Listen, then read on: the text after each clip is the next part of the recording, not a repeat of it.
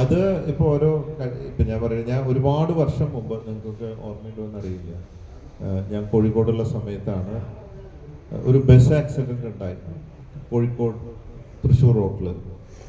അതിലുള്ള ഒരു ന്യൂസ് കണ്ടത്, അതിനെക്കുറിച്ചിട്ടുള്ള ഒരു സംസാരം, അതിൽ ഒരാളുടെ കാലൊടിഞ്ഞ് ബസ്സിൽ കിടന്ന് നിലവിളിക്കുക. അപ്പോൾ കുറച്ച് കഴിഞ്ഞപ്പോൾ ഇയാളുടെ കരച്ചിൽ നിന്നു. പുള്ളി നോക്കിയപ്പോൾ ഒരു കൈയും കാലും ഒടിഞ്ഞ ആളെ കണ്ടപ്പോൾ അയാൾക്ക് തോന്നി ഇതാണ് ബെറ്റർ, ഇത് അത്ര വലിയ പ്രശ്നമില്ലല്ലോ. അയാളുടെ കരച്ചിൽ നിന്നു, ചിരിച്ചു എന്നാ പറയണേ, ചിരിച്ചിട്ടുണ്ടാവില്ല, അയാൾ കരച്ചിൽ നിർത്തി ചിരിച്ചു എന്നുള്ള പ്രയോഗം. അപ്പോൾ എൻ്റെ നമ്മൾ പറയില്ലേ, ഒരു കണ്ണല്ലേ പോയുള്ളൂ, നിന്റെ രണ്ട് കണ്ണ് പോയല്ലോ എന്നാ, അത് ഓരോരുത്തരുടെ കാഴ്ചയാണ് എന്നോർത്തിട്ട് ദുഃഖം ആചരിക്കുന്നതുകൊണ്ട് തെറ്റൊന്നുമില്ല.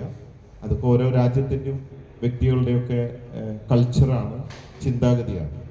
അങ്ങനെയല്ല, വയനാട് സ്തുതി എന്ന് പറയുന്ന കുട്ടി അത്രയും ദുരന്തത്തിന് ശേഷം എന്തോ ഒരു ബോച്ച് വന്നപ്പോൾ ആരോ വന്നപ്പോൾ ചിരിച്ചു എന്നൊക്കെ പറഞ്ഞിട്ട് ഭയങ്കരമായിട്ടൊരു സൈബർ അറ്റാക്ക് ഉണ്ടായിരുന്നു.